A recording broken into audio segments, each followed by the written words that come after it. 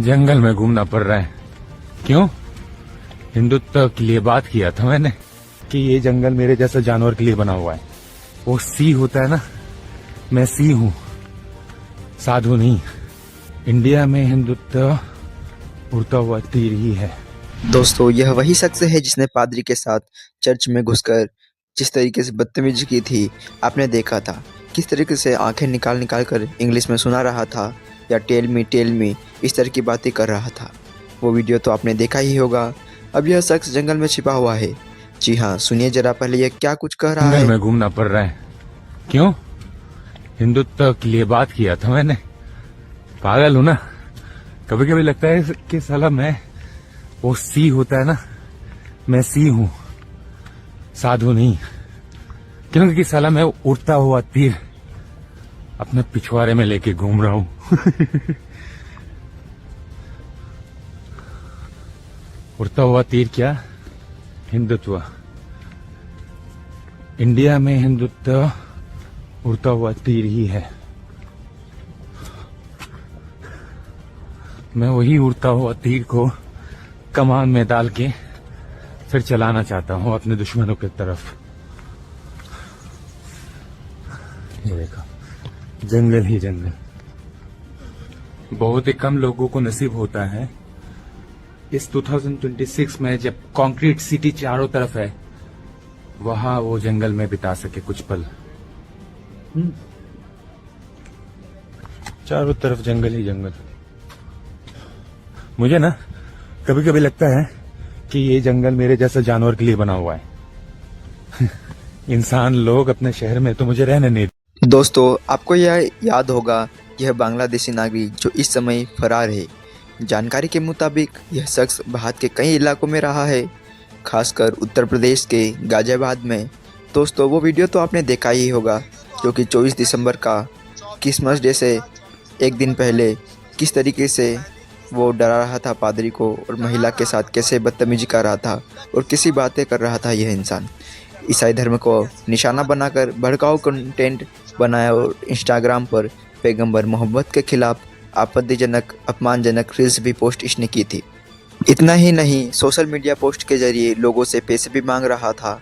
इस शख्स ने एक बैंक अकाउंट की जानकारी भी दी थी, जिस पर लिखा था स्लाइस स्मॉल फाइनेंस बैंक को, मंगला ब्रांच, बेंगलुरु।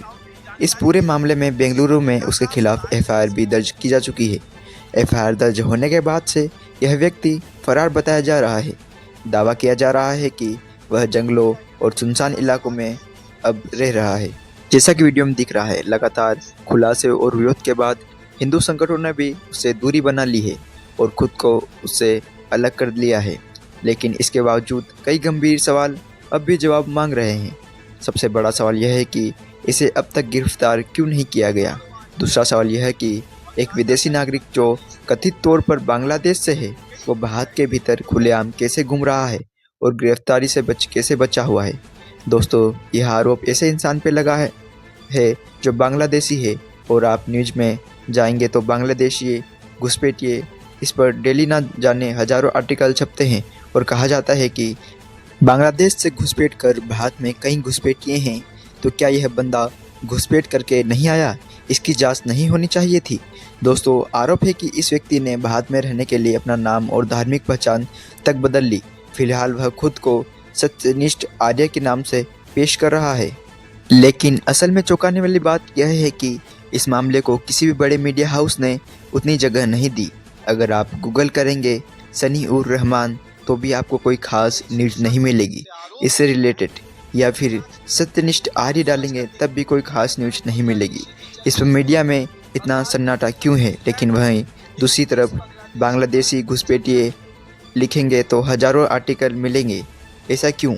हम बांग्लादेशी घुसपैठियों को ढूंढ रहे हैं, लेकिन यह बांग्लादेशी शख्स है जिस पे आरोप लग रहे हैं, उसकी जांच नहीं हो रही है। आप सोच कर देखिए ना, एक तरफ बांग्लादेशी की चर्चा जोरों पर है, बंगाल में किस तरह घुसपैठिए घुसपैठ कर रहे हैं, लेकिन इस बांग्लादेशी पर क्यों चर्चा नहीं हो रही? इसको भी तो काला चिट्ठा खुला है। इससे पहले भी हमने वीडियो बनाया था, उसमें बताया था कि किस तरह से चर्च में घुसकर महिलाओं को और पादरी को उसने डराया था। वो वीडियो तो देखा ही होगा आपने, कैसे महिला से बदतमीजी की थी इसने।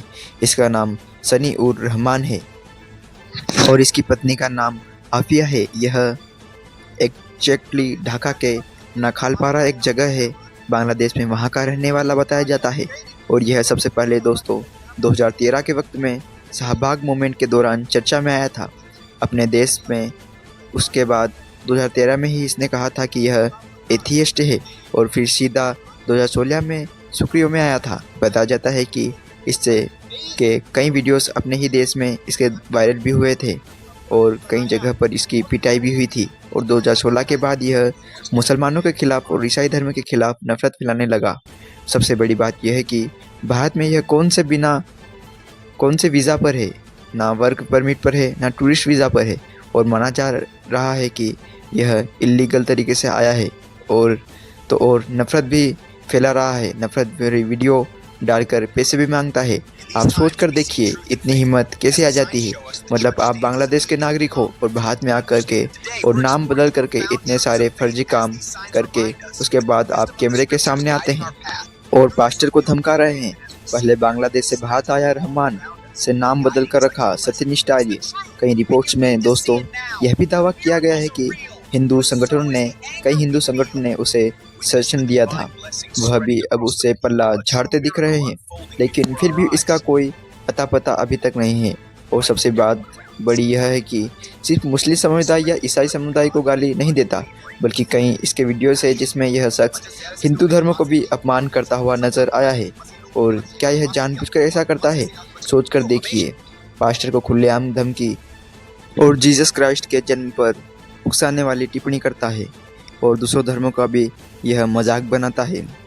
दोस्तों प्रभु का मजाक बनाना कोई आम बात नहीं, लेकिन इसे हम फिर भी चाहते हैं कि हम इसे माफ़ करें, क्योंकि प्रभु अपना पलटा आप लेगा और इसका भी घुटना प्रभु के आगे टिकेगा और ये प्रभु के नाम का अंगीकार करेगा।